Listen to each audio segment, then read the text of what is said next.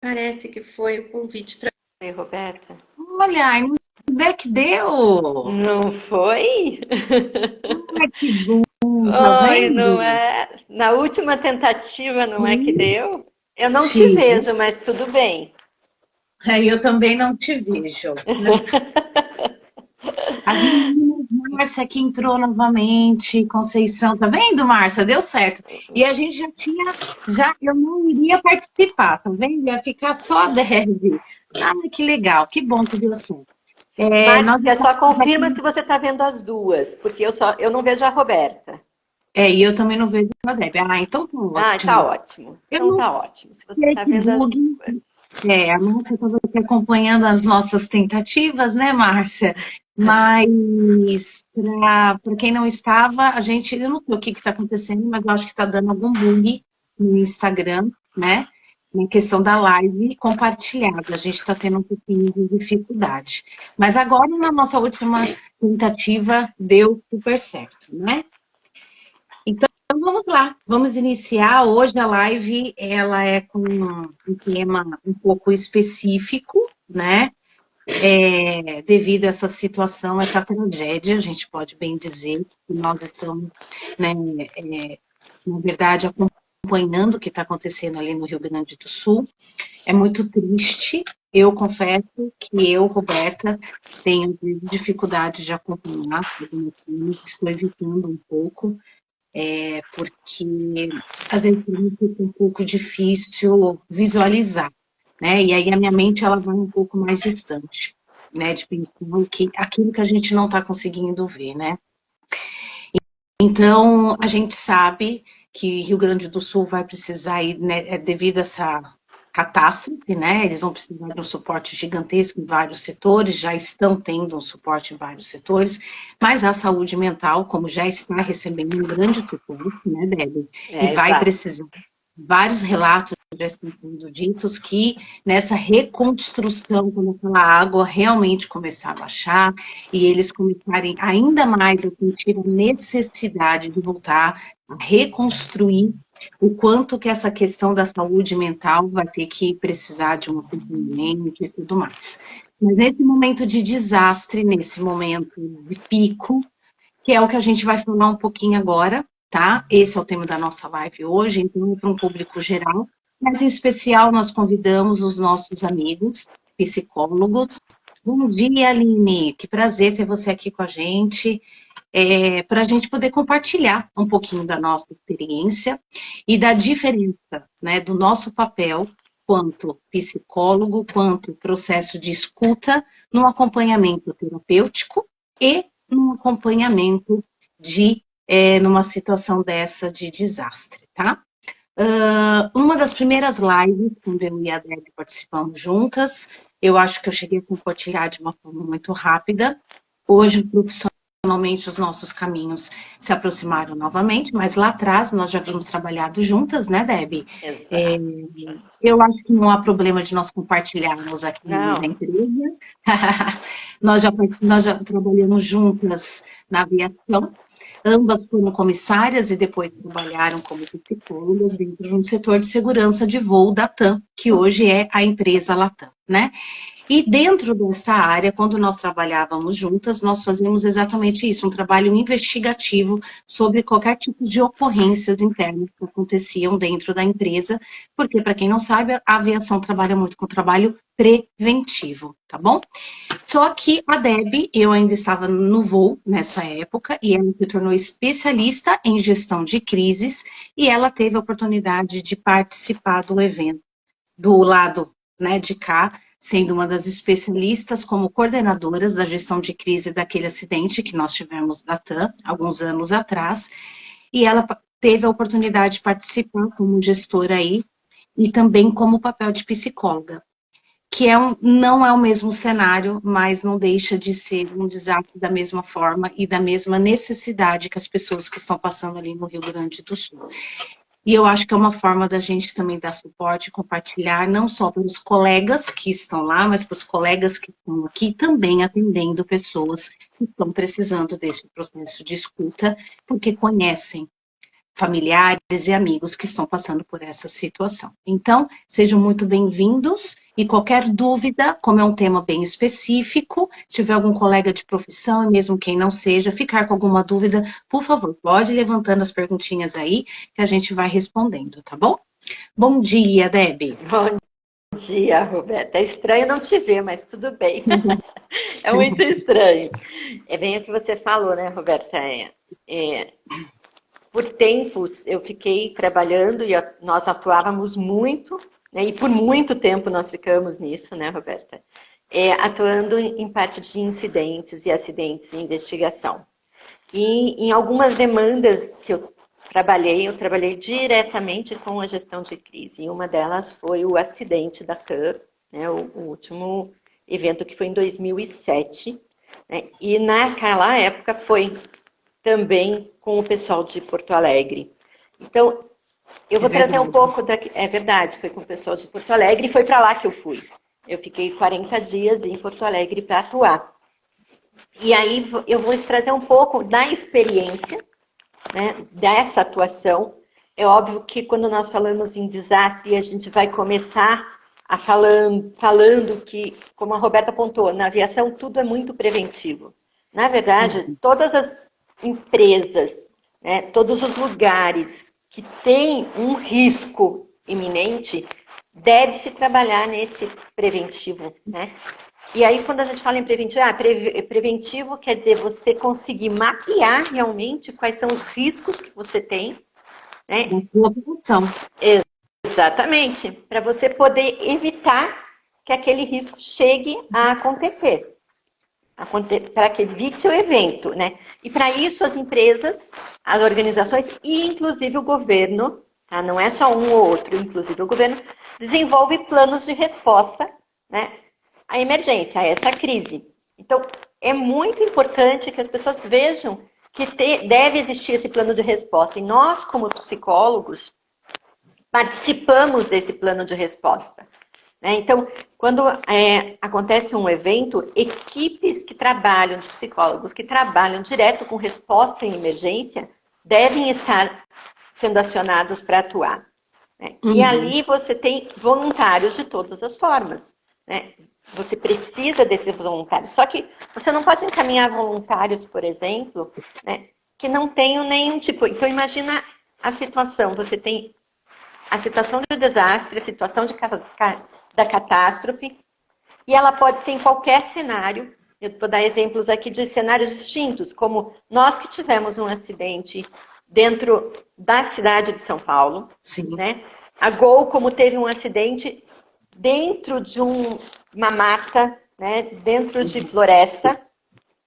Brumadinho, que teve acidente na cidade, era uma represa, teve um acidente naquele local. Né? Se a gente pegar aquela discoteca que teve lá, olha, aquela que também foi no Rio Grande do Sul, que teve a questão do incêndio. Né? Então, você pode ter vários tipos de cenários diferenciados. E você pode ter um macro que é o que está acontecendo hoje, né, no Rio Grande do Sul, onde são vários municípios, várias localidades, que nesse primeiro momento é totalmente bagunçado o atendimento, vai para aquele local, e isso acontece em todos, né? Nos primeiros momentos, ele é um bagunçado, você está numa catástrofe, num desastre, quem está ao redor vai tentar ajudar, quem está ali vai tentar dar suporte, né? E essas equipes que vão sendo chamadas para os primeiros suportes, é muito importante elas entenderem que elas vão para um primeiro momento para dar apoio a manter segurança e saúde. Isso é muito importante. E quando a gente trabalha na prevenção, isso é o que vai para o psicólogo. Tá? É esse trabalho. A gente vai ensinar técnicas básicas para lidar com o estresse momentâneo, aquele momento que está acontecendo. Não vai existir um trabalho do psicólogo, de analisar. Não, é a situação de emergência. E isso vai levar ao quê? Como é que você faz isso nesse primeiro momento na prevenção, né? Quando você se prepara? Simulações de emergência. Em diversas simulações. Como, por exemplo, né?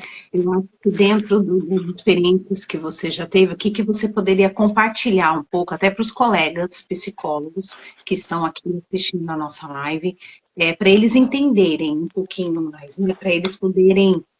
Porque assim, o psicólogo, nós, né?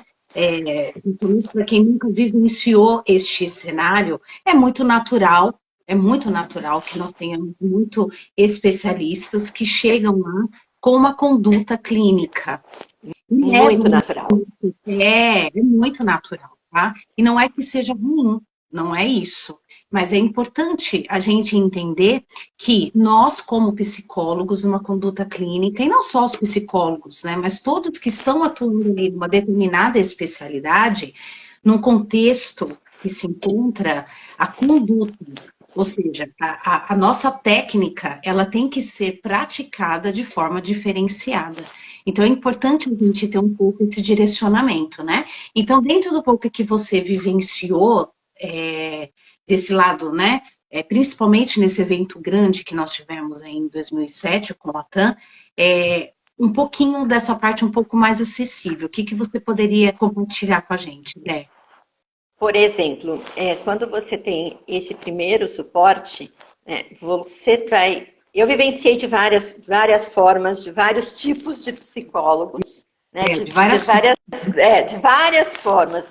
Mas, por exemplo, de a pessoa já querer verificar que a pessoa entrou num trauma e querer tratar um trauma. Ela está sobre um estresse pós-traumático, ela não está sobre um transtorno de estresse, ela está sobre um choque, né? E quando você está no choque, você não vai trabalhar o transtorno, você não vai falar sobre transtorno, você vai cuidar daquele momento. E o que eu vivenciei, por exemplo, principalmente os familiares, eu estava na sala recebendo, né, os familiares, e de psicólogo tá falando assim, olha, a morte faz parte da vida, né? É natural. Então, é o tipo de abordagem que para aquele momento não é a informação que você vai passar. Que para você vai passar naquele momento, inclusive, não pode se mentir nesse momento. É o tipo de informação que você vai passar se a pessoa precisa de alimento, se a pessoa precisa de segurança, se a pessoa precisa de algum tipo de apoio, e só estar ao lado, muitas vezes, já é o apoio. Não vai ter, só estar ao lado, só poder escutar, só entender a demanda que aquela pessoa tem. Ela vai trazer para você aquela demanda que ela necessita ir até algum lugar, ela necessita de uma roupa. As pessoas, nesse momento, elas não percebem que elas não comeram, que elas não beberam, que elas estão com frio, elas não percebem. No momento desse choque, elas não percebem. Assim como a pessoa que também está dando suporte não percebe muitas coisas que está passando. Então, você, por exemplo, passa horas trabalhando, atuando, e não quer dormir. Você quer continuar atuando. Você não se Isso dá conta, né? Porque o corpo já está em déficit, né? Exatamente, porque é uma descarga muito grande. Né? É um estresse tão grande que a pessoa não consegue lidar com aquilo. Então, ela esquece, vamos pegar um pouquinho da pirâmide de Maslow, lá a base da pirâmide. Eu sempre, nos treinamentos, eu gostava de levar muito isso. Quando a pessoa está dentro de um desastre, ela não tem a autoestima, não tem nada. Volte para a base da pirâmide de Maslow. O que ela precisa? Ela precisa de um local seguro. Ela precisa de um local seguro, ela precisa roupa, ela precisa alimento, ela precisa a base da pirâmide. Não vamos tentar ir para cima, vamos manter ali. E ela precisa de informações claras, porque normalmente ela vai procurar, mas no caso do acidente o corpo do meu familiar, mas meu familiar morreu, o corpo vai fazer muita diferença. Depois, acredito que na próxima quinta nós vamos falar muito de rituais e também de luto, que nós vamos trazer um convidado, né, Roberta, para falar sobre isso, tá? Então, nesse primeiro momento, a pessoa também ela quer ver aquele familiar. E ela pergunta para você sobre aquele familiar. Então, você também não pode mentir, olha, vai encontrar, olha, vai... Não, até o momento não foi localizado. E o que a gente via muito é que entravam crenças, né, valores e crenças do psicólogo na comunicação dele com o familiar, na comunicação dele com aquela pessoa envolvida. Então, deixa eu só fazer uma observação aqui né, para os colegas que estão escutando ou que vão escutar a nossa live posteriormente. Né? Sempre numa situação dessa, então, primeiro, vamos nos atentar ao primeiro ponto que nós falamos aqui, né? Tudo que for identificado ali, cuidado com esse olhar mais clínico, né? Com esse olhar de desenvolvimento de transtorno, de uma possível depressão. Nós temos pessoas que passam por essa situação que já estavam num processo de tratamento. Então, ali, nessa questão, nessa gestão de crise, não é o nosso papel, naquele cenário, dar continuidade àquilo ou olhar para isso. Então, acho que esse é o primeiro ponto de atenção. Exato. Ali não é um ponto de tratamento. Você pode identificar, guarda, pode ser que em outro momento, numa outra situação de reencontro, isso possa ser olhado. Ali não.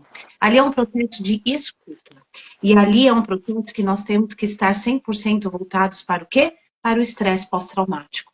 Então, para as pessoas que não têm muita clareza do que é esse estresse pós-traumático, o estresse por si só, nós já falamos um pouquinho aqui, ele é uma resposta física, ele é uma proteção. Então, nós temos um aumento, né, da nossa adrenalina e o nosso corpo ele fica muito acelerado para poder responder a algo, a uma situação que nós estamos ali com uma dificuldade de gestão. E o estresse pós-traumático, o nome dele já diz, ele é um pico, gente, absurdo, tá? É absurdo. A gente fica 100% acelerado. Para quem já passou por situações de assalto, por alguma situação de uma resposta imediata, sabe do que eu estou falando. O corpo, ele responde de uma forma muito rápida. Por quê? Eu não estou passando por uma situação difícil, estou buscando gerir isso. Não, ele vem de uma forma muito imediata. Tá? Então, o pico ele é muito grande. Então, por isso que é o estresse pós-traumático, e é por isso que entra nesse ponto aonde a Debbie acabou de comentar. Quando a pessoa está passando por essa situação, ela não se dá conta nem que ela comeu. Ela não dá conta nem do tempo. As pessoas que estão ali dando suporte, elas não se dão conta nem do tempo, nem do período que elas estão sem comer e que elas precisam dormir. Então, esse é o segundo ponto, que mesmo no olhar do psicólogo, dando suporte como saúde mental, com processo de escuta, neste papel, para voluntários também, necessidade básica. Nós estamos falando aqui, gente, do momento de crise, e parece que não, mas ali ainda está muito oscilante, pegando o Rio Grande do Sul como exemplo, né? Tem dias que parece que eles começam a se entrar por um processo de recuperação, né, Debbie? Exato. Só que vem uma situação que deixa eles vulneráveis novamente, apreensivos, e levam novamente a esse momento de crise. Nesse momento de crise, é como nós compartilhamos agora há pouco, que é o segundo tópico, é as necessidades básicas. E inclusive para você, que está ali como voluntariado. Então, parece que não, mas às vezes só escutar, não direcionar, tá? E às vezes, dar a essa pessoa aquilo que ela não está conseguindo perceber, que é o que ela necessita naquele momento, é o nosso papel. Esse é o nosso papel. E o terceiro é reforçando o que nós, como psicólogos, já aprendemos muito, muito. E a gente tem que praticar isso o tempo todo na nossa profissão. O tempo todo. Nós não podemos ter a nossa inferência. Mas no momento de crise, numa questão de crise, nós somos seres humanos. E ali a gente foge das técnicas que dentro de um consultório de 4 paredes, dentro das nossas seguranças, o que a gente tem como segurança, ali se perde. Ali, como condutores, psicólogos, voluntário, o que acontece? Nós nos tornamos mais um. Então, o controle e a gestão de nós conseguirmos nos colocar na posição de, puxa, qual é o meu real papel aqui, ele se torna muito mais difícil, porque a parte humana grita, e aí entra aquilo que a Debbie estava falando. Então, vamos tomar muito cuidado. Esse é o terceiro tópico de muita atenção para quem está fazendo um trabalho de voluntariado numa situação como essa, e em especial como psicólogos. Cuidado, cuidado que ali ali a gente tem que ter o zelo, né, de não trazer a nossa inferência de crença, né, porque a gente sabe que dentro da questão emocional, a parte da espiritualidade, ela anda muito junto, e ali a gente tem que tomar muito cuidado. E dentro de uma experiência que a Debbie compartilhou aqui com a gente, cuidado, não vamos dar respostas que nós não temos. É bem isso. E uma coisa muito importante, né? Veio uma pergunta até no Stories, eu até coloquei agora aqui, eu não sei se vocês estão vendo, mas é assim, veio. Quando, na verdade, a S ali, acho que é qualquer um pode atuar como voluntário, qualquer psicólogo pode atuar como voluntário. Isso vai depender muito de cada psicólogo, porque nós somos pessoas, né? Então, qualquer um pode ir para um local de desastre? Depende. Depende não só de você como personalidade, mas depende de você como momento. Então, às vezes, o seu momento de vida não te permite ir. Então, isso aconteceu muito, por exemplo, nós tínhamos psicólogos que foram acionados num evento, né, de acidente, mas a pessoa estava grávida. Você vai encaminhar uma pessoa gestante para um local desse? Não, não vai. Você teve perdas. E é você que vai dizer assim, eu tenho condições ou não tenho condições de ir. Isso é muito importante, porque o espaço que a gente chama de setting, que é o local que você vai, não é um local fácil para você estar, porque emocionalmente não vai ser fácil, né? Fisicamente, muitas vezes não é, então você pode estar no local do desastre para ir atender, como já aconteceu, de ter que sentar na beira do meio-fio com a pessoa, com o familiar, com a pessoa envolvida, e ali você ficar vendo o que está acontecendo. Né? Abrigos, porque esses locais, aonde você vai atender? Você não vai atender, não é um espaço, não vai ter separado para atender alguém. Não é isso, não é isso. Você vai para abrigo, você vai para hospital, você vai para local onde tinha velório, você vai para N locais distintos, que muitas vezes você não tem nem noção do que pode. E se você já emocionalmente não está bem, ou se o teu perfil já não, emocional, né, não quer dizer que você é melhor ou pior, quer dizer que você tem o seu limite. E aquele não ultrapasse o seu limite, né? Eu ia perguntar alguma coisa, Rô. Eu ia, na verdade, dar um exemplo, né, da experiência que a gente está trazendo aqui, que foi da TAM, que eu estava de um lado e você estava do outro, né, e que nós compartilhamos juntas. Quando você falou que, às vezes, existe um acionamento, né, então, pelo que eu entendo, sim, dentro da psicologia, sim, pelo seu conhecimento, pela sua formação, sim, você tem capacidade técnica para isso. Porém, você entra num ponto que é extremamente importante. Aí você precisa para o segundo ponto, que nessa situação de atuação, nós como psicólogos, é o que mais pesa do que você ser psicólogo ali até mais, né, do que essa técnica, que é o seu estado, que é tudo isso que você acabou de falar. E na época da TAM, como eu te falei, você estava já do outro lado e eu ainda estava no voo na época. Eu havia feito, no dia do acidente, eu havia feito o voo pela manhã, eu tinha chegado pela manhã, e o acidente foi à noite. Eu recebi, eu era formada em psicologia, eu não sei qual foi a técnica feita, mas eu recebi um contato da empresa perguntando se eu tinha condições, né, de poder atuar na linha de frente como psicóloga e tudo mais. E eu não tive. Eu dei essa negativa. Por que que eu dei? Porque eu tive uma colega muito próxima que estava naquele dia.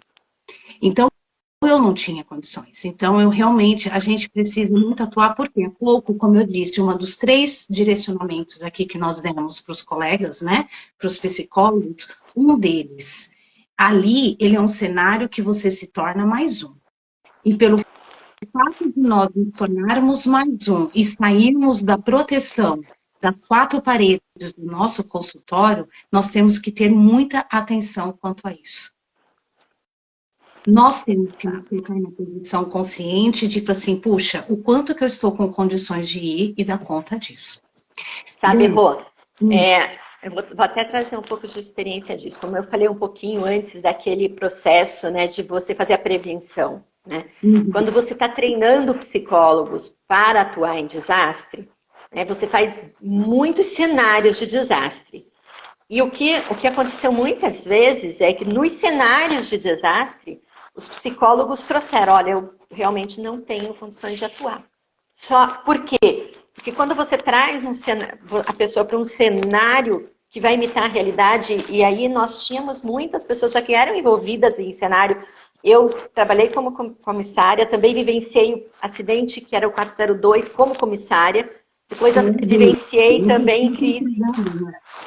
Depois exatamente. Vivenciei a crise depois de vários outros eventos que aconteceram, da morte do comandante Rolim, e isso foram vários cenários distintos. Atuei em outros acidentes de outras empresas, em outros cenários também. Então, quando você vê cenários distintos, você vê que a tua incapacidade humana, porque você não tem recursos. O recurso que está ali é a escuta, e só. Né? E muitas vezes você não tem, porque naquele momento da tua vida você também não tinha condições de estar ali. Isso é importante, a pessoa poder reconhecer que aquele momento da vida dela, né, não permite com que ela esteja ali. Essa conscientização, né? Ainda nesse momento de crise, pensando nesse momento de crise, e eu imagino que muitos colegas devem estar passando por isso, tem um outro lado, dentro das quatro paredes, né? Fora deste cenário, que aí eu me coloco numa situação de muitas pessoas aqui, o desejo do ajudar, do compartilhar, da boa vontade, mas vamos dar o exemplo de uma pessoa que nunca passou por um assalto. Fica difícil dizer para você como que eu responderia a uma situação de assalto por nunca ter passado, né? Então, essa gestão do momento dessa provocação, você como profissional, puxa, eu quero ir para a linha de frente, eu quero ajudar, já logo em segundo momento, você vai estar fora do seu cenário clínico, você vai estar fora da sua zona de conforto. É difícil visualizar, Roberta? É claro que a gente não sabe, como eu falei no início da live, eu imagino quando eu vejo algumas cenas ali pela TV, o que está por trás, tanta coisa que está acontecendo ali que a gente não tem acesso. E para quem já passou por cenários, assim como a Deb, que está compartilhando um pouco aqui da experiência dela com a gente, entende que você vai em mente do que você vai encontrar e provavelmente a gente não consegue mensurar o que a gente vai encontrar, por mais que nós imaginemos.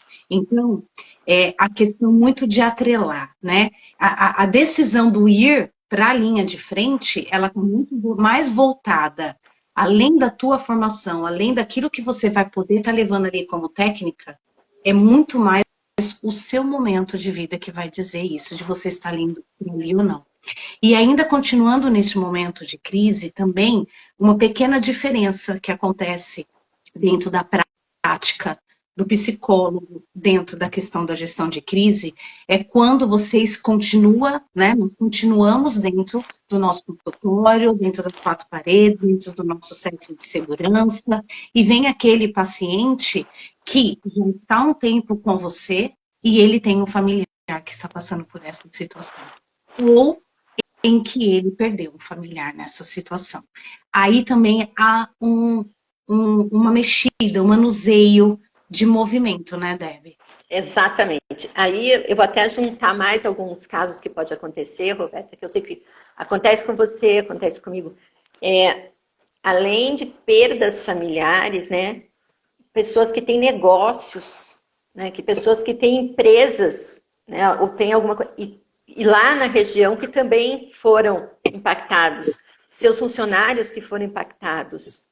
Então, isso também tem um reflexo grande. A gente pode estar...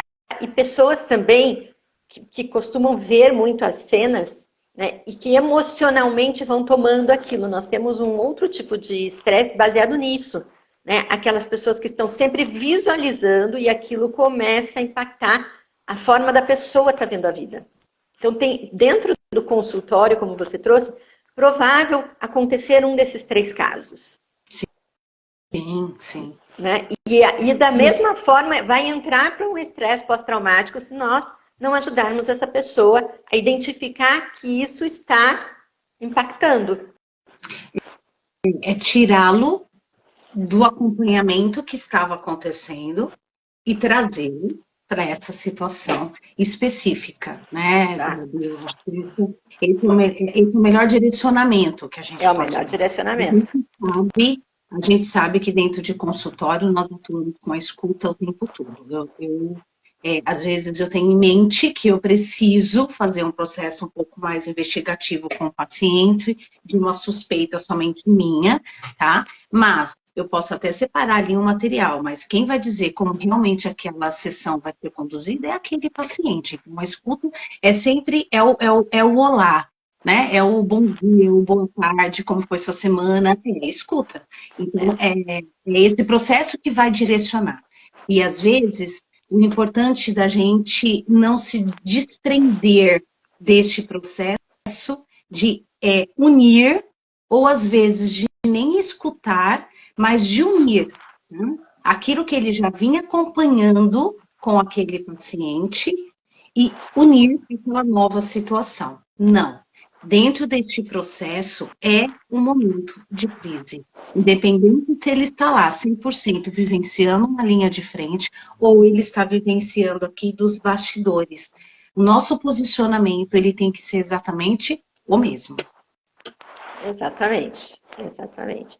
E uma outra situação que acontece bastante é você estando nesse local, imagina, você está ou num abrigo, ou você está num local que você não tem acesso a muitas coisas, às vezes nem um copo d'água, né? Então, você não tem acesso a lencinhos, você não tem acesso a muita coisa disso. Então, quando você vai para um local desse, às vezes é bom você também se preparar para isso, se você quiser levar alguma coisa, mas saiba que nesses locais você não vai ter, né, esse tipo de suporte. E nem alguém para te ajudar, muitas vezes, nesse tipo de suporte. Né? E o suporte do estresse, né, então, de você poder reduzir a pessoa dessa escuta, né, muitas vezes vai, e aí até, vamos dizer, o que orienta, né, o que orienta e o que se faz normalmente, e o que já foi testado e validado, tá, e validado cientificamente, é que nesses momentos o suporte de reduzir o estresse vai entrar na regulação emocional. Vai ser em termos de respiração, vai ser em termos de técnicas que possam te regular emocionalmente. Você, a sua equipe que está ali, muitas vezes, né? Você muitas vezes tem que direcionar junto com você, né? E não é porque você gestiona uma equipe, não, é porque você começa a ver que as equipes que estão ali de voluntários começam a entrar no mesmo, e aí, numa mesma caminhada do estresse. Então, você, além de olhar para as pessoas que perderam, que estão envolvidas, né, no evento em si, você vai olhar para aquelas pessoas, para aqueles voluntários que estão atuando também. Sim. Na verdade, eu acho que no momento de linha de frente de gestão de crise, e aí fica aí um quarto ponto como atenção para os psicólogos e para voluntários, né? Principalmente os psicólogos que estão ali com um olhar mais da saúde mental, e tem um pouco mais de aprofundamento do que realmente é esse estresse pós-traumático, quais são os sintomas que ele pode manifestar, que alguns pacientes eles acabam manifestando mais, algumas pessoas acabam manifestando mais, outras pessoas manifestando menos, né? Então, para os psicólogos, né? No momento de crise na linha de frente, o nosso papel ali é alívio de sintomas. Exato. Bem legal. Né? O nosso papel ali não é tratar, não é acompanhar. ali o nosso papel é alívio de sintomas.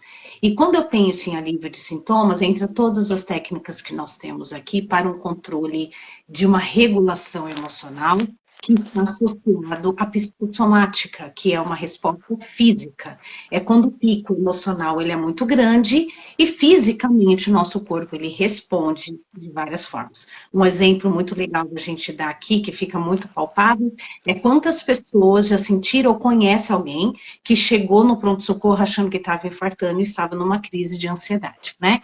Então, ali era um pico de ansiedade, ao ponto que, quando o nosso corpo ele é levado a ter uma resposta muito grande, o físico precisa defender. Então, esse metabolismo é onde ele acelera. Então, o problema é que passa-se dias vivenciando aquela situação.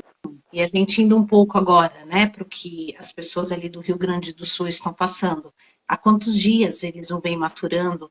E há pouco, como nós falamos, né, às vezes iniciando, tentando buscar um processo de reconstrução, de recuperação, vem novamente um aumento, né, de ansiedade, de estresse devido a provisões de tempo, de situações que possam estar ocorrendo por causa ainda dessa situação tão vulnerável que eles estão.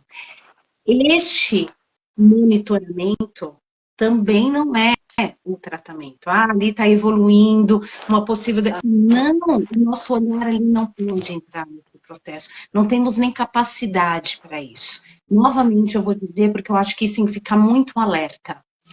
Nós somos mais um. Independente se a minha casa está ali, independente se eu tenho um familiar ali, a partir do momento que um psicólogo ele vai para a linha de frente, nós nos tornamos mais um. Então, nós não estamos ali para identificar nada, nós estamos ali para aliviar sintomas. Então, eu tenho um estresse pós-traumático, onde fisicamente aquilo diminuiu e ali aumentou, e a minha regulação entra muito nessa questão das técnicas, é onde a gente precisa estar. E, Exatamente. puxa, quando perceber que eu estou saindo desse processo, né, de crise e indo para um momento de reconstrução, de recuperação, que não é levar essa pessoa para dentro do consultório. É ali.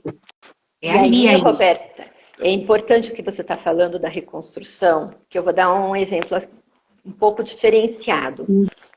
Vamos pegar, fazer um comparativo, né, o que está acontecendo ali. Eles estão em momento de reconstrução? Não. Eles estão em momento de recuperação? Não. Eles ainda estão no momento da crise, né? É diferente, por exemplo, de um acidente aéreo, que o acidente aconteceu, né? É um site, um local mais específico, e você já tem a informação das perdas das vidas, porque aí você vai começar a lidar com a reconstrução pós aquilo.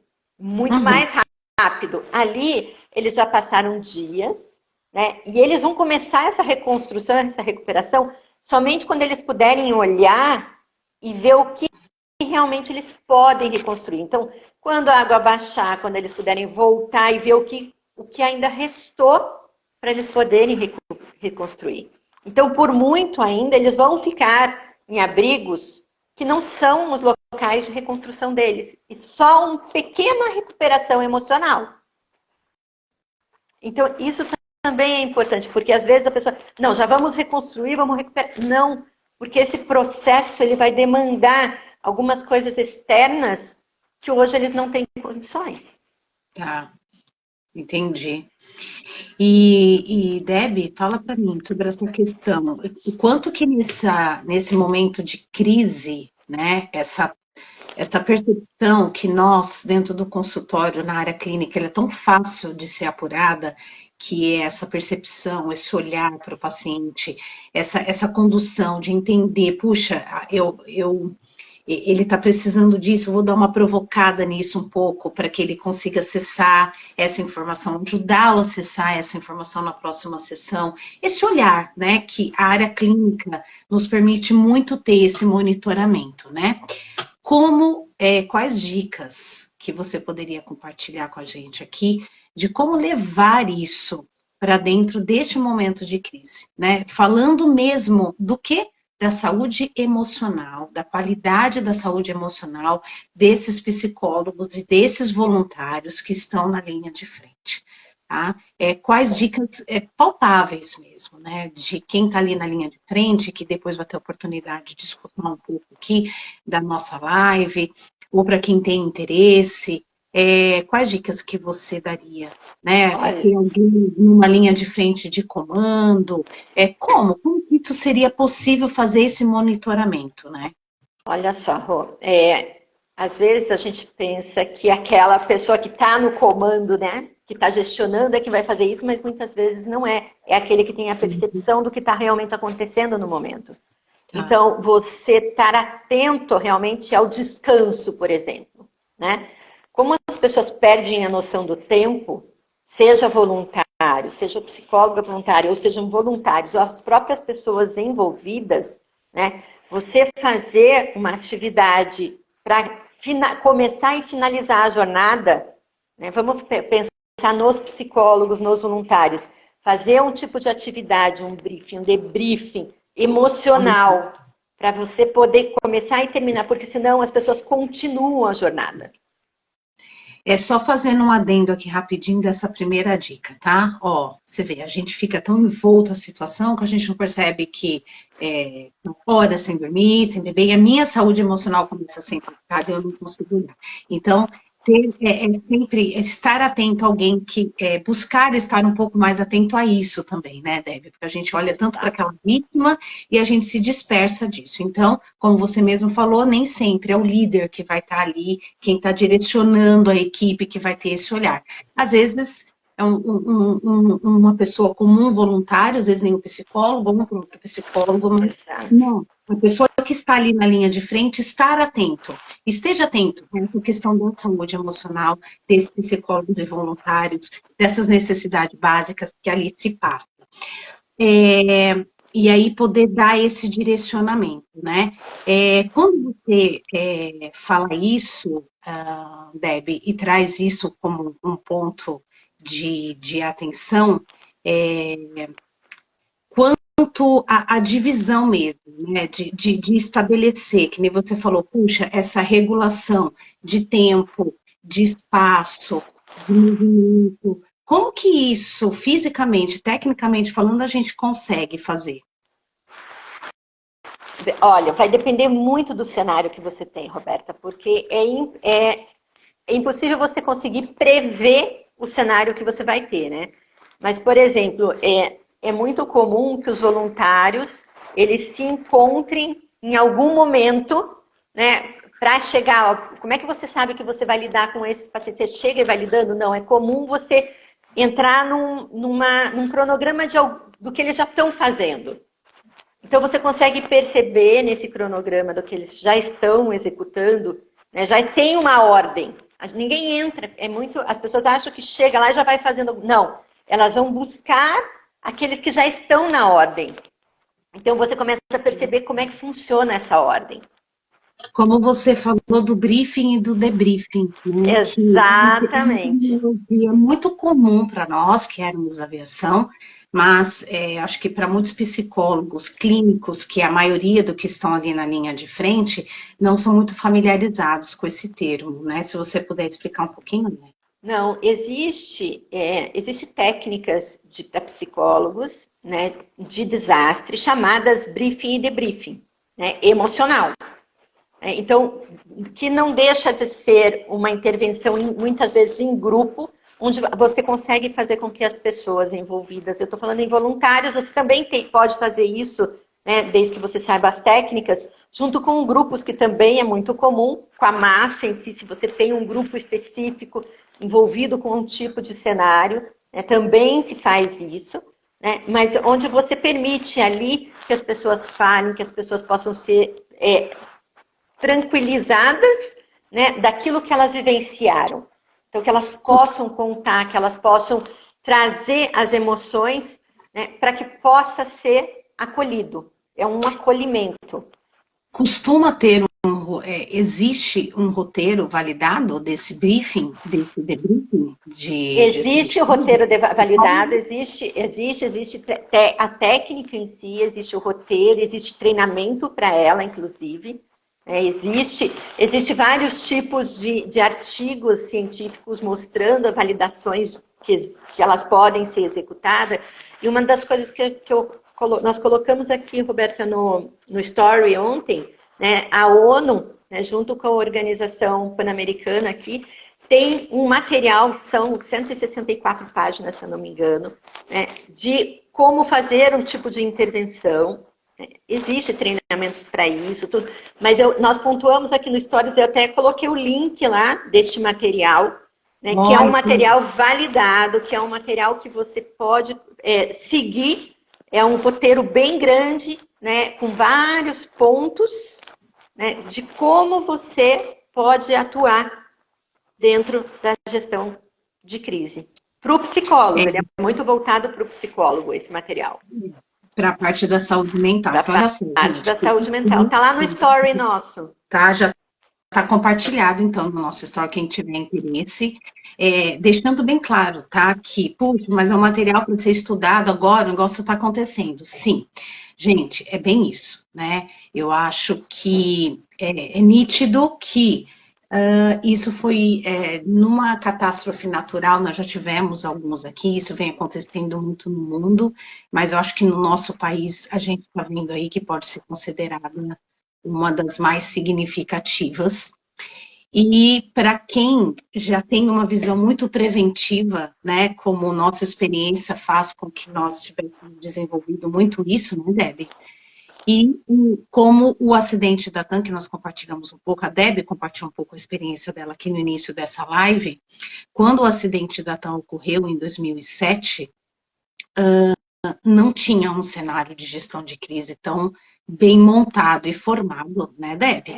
Que do qual todos, independentes, somente psicólogos, mas qualquer pessoa que estavam ali naquela linha de frente, se direcionasse, tá? Às vezes, a gente atua muito num trabalho preventivo, mas nem sempre ele está sempre 100% montado. Infelizmente, às vezes, muitas ações, planos de ações, grandes construções são feitas, e isso acontece muito na aviação pós-ocorrências, pós-tragédias, né? Então, o que eu acho que agora esse é o trabalho árduo, quando isso baixar um pouco, governo, né, instituições responsáveis se unir para que esse realmente plano de emergência ele seja montado, para que nós tenhamos especialistas treinados, né? Porque no momento agora, não é que a gente precisa ir do jeito que dá e do jeito que tem, não, o nosso mínimo, né? Então, eu acho que um pouco do nosso bate-papo aqui, com a Debbie, que tem experiência nessa questão do papel do psicólogo dentro da gestão de crise, às vezes você pegar aí 40, 50 minutinhos do seu dia e escutar um pouquinho, às vezes são pequenas dicas que vão fazer uma grande diferença, tá bom? Mas, de qualquer forma, já existe alguns manuais validados, e nós deixamos um, né, Debbie, aí nos nossos stories. Isso, nós compartilhamos o da ONU, é mundial. E aí, para que vocês, para quem está ali nessa linha de frente, ou para quem está tendo acesso, tá, a um cuidado com alguém que está tendo compartilhamento com uma perda, que está passando por uma situação dessa lá no Rio Grande do Sul, eu acho que é importante parar e dar uma lidinha, tá bom? Fazendo um fechamento aqui um pouco do nosso bate-papo, e aí a gente para e pensa, né? Puxa, quanta coisa que precisa ser vista, quanta coisa que precisa ser organizada, mas eu acho que quando a gente fala do termo voluntariado, o que mais grita nisso tudo, né, Debbie, a gente não pode deixar de mencionar aqui, seja qual for o seu papel nessa linha de frente, e a sua especialidade, o médico, não, enfim, não importa, tá? É a questão da empatia. É a questão de estar ali se colocando um pouco no lugar do outro. Então, um dos pontos que nós demos aqui de atenção eu tenho condições de estar naquele cenário ao ponto de fazer a escuta, ou seja, qual for o meu papel de me colocar no lugar do outro. Então, a primeira dica que a gente deixa aqui é se observe, perceba a sua condição e após isso, tá? Para os psicólogos, essa importância de manter essa saúde mental dentro desse processo e também para o olhar para esses voluntariados. Então, parece uma coisa tão simples, mas um briefing de chegada. E ali você, numa conversa, numa troca em grupo, você já conseguir ter uma percepção do todo, de como estão aquelas pessoas. Lembra que a gente falou? São dias, né? E a gente se dispersa, as pessoas que estão ali, elas se desprendem do tempo que elas estão sem beber uma água, né? Então, esse cuidado, esse momento de cheguei, e essa coleta de primeira informação, de escuta, ali a gente já vai ter um olhar geral de como que está aquela questão da saúde mental, dessa saúde emocional, e o debriefing, que é esse fechamento daquele dia. Porque como a Deb trouxe aqui como uma técnica que eu acho que é muito legal, e a gente ter o cuidado de fazer, para não se desprender do tempo, a importância de ter alguém ou alguém regulando esse time. Não, mas eu consigo ficar mais. Não, fazer essa mensuração para que essa saúde, né, emocional, tanto dos psicólogos, especialistas, médicos, enfim, e de voluntariado, possam ser feitos com mais qualidade e continuar dando essa gestão. Porque eu acho que numa situação dessa como do Rio Grande do Sul, o maior desafio agora está no tempo. Exato, exatamente. Isso que você trouxe, Roberta, pontuando todo, né, recapitulando tudo que a gente falou, é importante, porque o que nós vemos sim é que os profissionais, e aí vamos colocar os psicólogos, mas num geral, os profissionais que querem atuar como voluntário, se envolvem tanto emocionalmente que também acabam entrando nesse mesmo ciclo, de perder o tempo, de perder o time, de perder o descanso, e ali vão ficando e emocionalmente também vão degradando.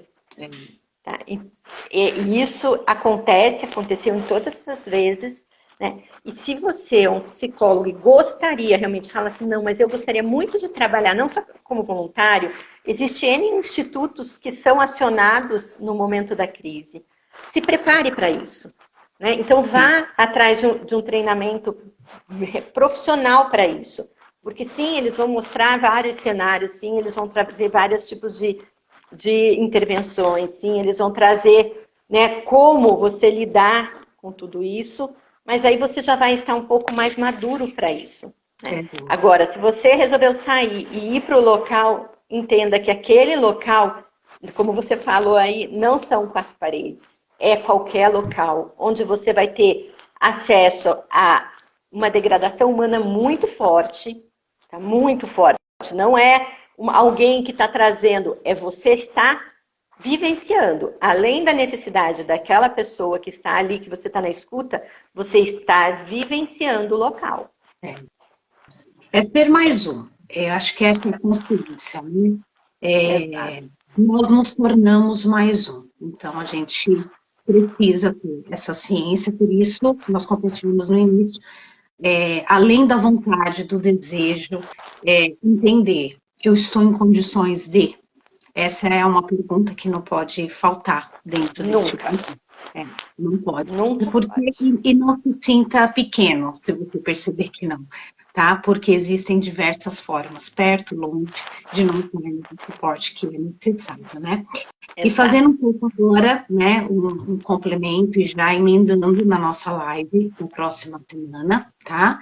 A live da próxima semana, a gente vai ter como convidado, a Deb vai falar resumidamente aqui um pouquinho sobre, tá?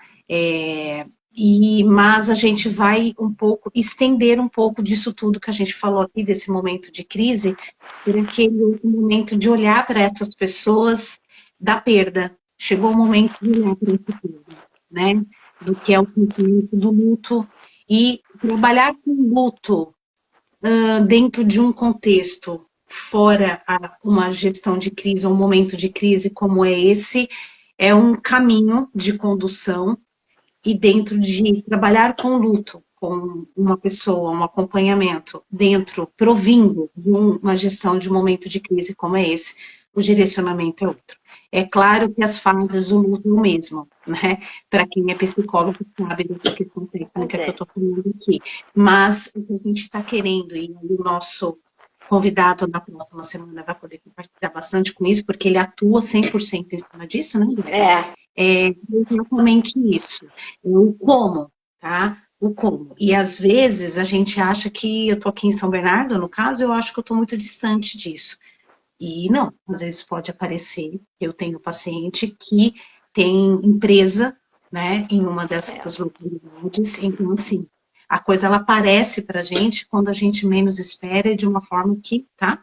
Então eu acho que vai ser bem interessante, eu também já deixo aqui o convite para os psicólogos que queiram participar da nossa próxima live, tá bom? Quer falar um pouquinho sobre o nosso convidado, Debbie? Eu deixo aqui o muito obrigado já por todos que participaram do nosso bate-papo de hoje. Na próxima live a gente vai ir para aquele momento de reconstrução, né, de recuperação emocional, né, onde aí você já tem a necessidade da intervenção mais longo prazo, né, que já é uma parte da psicoterapia por transtorno do estresse pós-traumático, né, que já é a parte do luto. Então, o Regis que vem na semana que vem, bom dia, Veraldo, bom dia.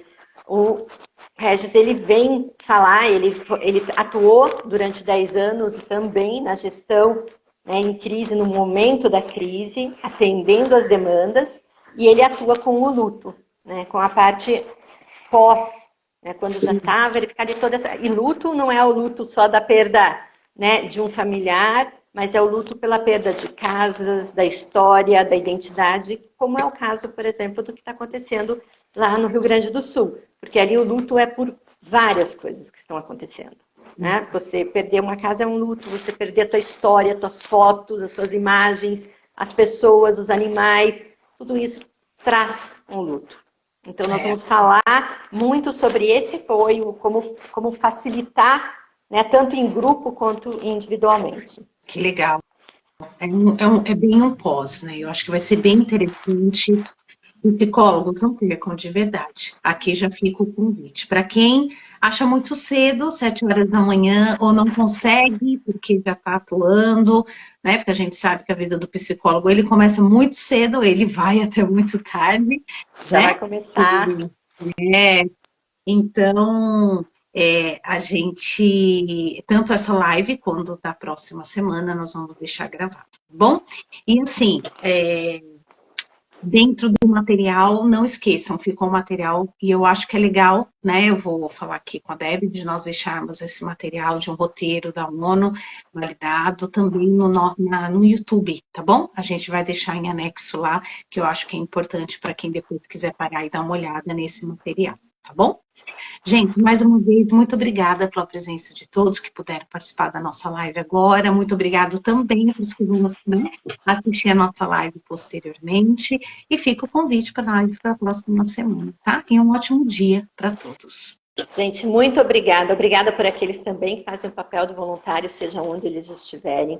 Né? É importante, eu vou sempre reforçar, né? A atuação é importante, mas o seu cuidado também é muito importante. Muito obrigada. Não podemos nos desconectar, né? Exatamente. Um ótimo final de semana e um lindo dia para todo mundo. Um dia abençoado. Tchau, Um beijo. beijo. Tchau.